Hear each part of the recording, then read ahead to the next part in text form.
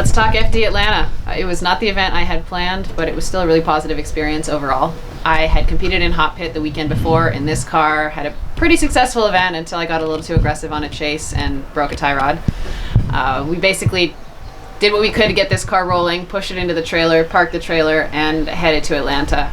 So I got to Atlanta. I had just been driving the Z quite a bit. My testing in the S14, the sum total of it was about 7 days once the car was built, and that ended pretty abruptly. I had some contact with the wall that did some front end damage, and we had to rebuild the front end. So I hadn't been in the car for a few weeks.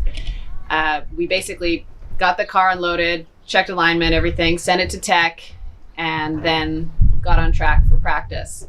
I didn't have any practice in the sim in Atlanta, so this was basically my first ever time seeing the track and driving the track. And it really can't be overstated exactly how intimidating Road Atlanta is in person. It's a really fast initiation. The hills are a lot more aggressive than they look online. And it was basically, just a jump in, sink or swim type situation. I did my first practice lap, felt pretty good, not an amazing lap, but I drifted most of it, kind of got an idea of what I needed to look at on the track. Went out for my second lap, initiated, felt a little bit better, was coming up the hill. I went to just grab the e-brake to add a little bit of angle, and the car ended up, wheel speed and car speed ended up matching. The car straightened up, gripped up, went forward into the wall. That ended my practice for day one. And that put the whole crew suddenly into go mode. I wasn't even out of the car and we were already trying to diagnose the problems and the guys were trying to prepare for what was coming ahead. We ended up making the call to bring the car back to the pits, pulled apart the front end, and realized we needed to take the car to a frame shop. So Klein went running through the pits, ended up locating a trailer to borrow from one team, a truck to borrow from our friend Josh, who's with Tire Stacks, Gulf Coast Tire, that we spent something like 15 events with last season. So really appreciative to them for letting us use that. Klein ended up then taking the car to Blackjack alignment, which stayed open for us. I think they were open till 10 doing the alignment of the car before Klein headed back. He got back to the track around midnight, and then the guys were just all hands on deck putting the car back together. So they worked until about 6 in the morning, I believe. They were coming home for a nap when I was leaving and getting ready to head to the track. Back by 10 and buttoning the car up in time to make it for practice. I was pretty impressed that we were even able to do that. Really a solid effort on the guys' part.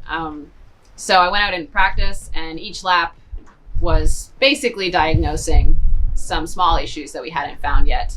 I initiated on my first lap, and the car stalled. Turned out that there was a loose wire. I got back into the pits. The guys diagnosed it right away, rattle tested everything, and we discovered that the ignition wire had popped just halfway off when I hit the wall. So that was something we could really only have discovered by putting a lot of force on the car and seeing that the contact was broken. So went out for a second lap, found another issue. Third lap was sort of messy but complete, and then it was qualifying. In qualifying, I initiated, felt pretty good about my initiation, but felt like the car was binding. The car ended up slowing down so much that I nearly stopped. I was able to complete the lap, but the judges determined that I slowed down enough that it was an unchaseable lead, which was completely fair and accurate. When I got back up, I gave the guys the feedback. It feels like the car is binding at full lock in both directions. And they took a look, and we discovered that it was binding on the sway bar in one direction and on the frame rail itself on the other direction.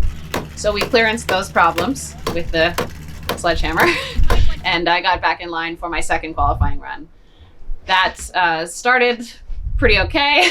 I initiated, felt pretty good about where I initiated, felt pretty aggressive, but it turns out that all of that binding had been slowing the car down pretty dramatically, and I suddenly had a lot more speed and momentum than I was anticipating, and I basically just shot off track into the kitty litter, and that ended my competitive experience at Formula Drift Atlanta. So not the event that I wanted.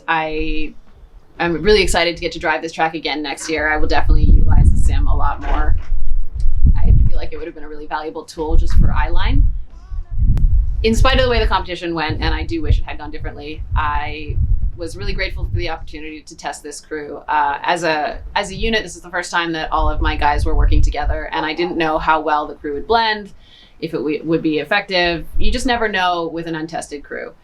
I I don't think that with any other team, with any of the resources that I had previously, that I would have been able to rebuild half a car overnight and make it back into competition. So I'm just incredibly thankful and grateful for the crew that I have. I have so much faith in what we're going to be able to do moving forwards, and just really excited for the rest of the season. I also just want to say the FD experience of getting to meet all the fans, seeing just what it is in person from the inside, and how dedicated the whole FD organization team is to Formula Drift, to the experience of the drivers, to the success of everyone involved in FD. It really is a family, and I was really excited to get to be a part of it. One of these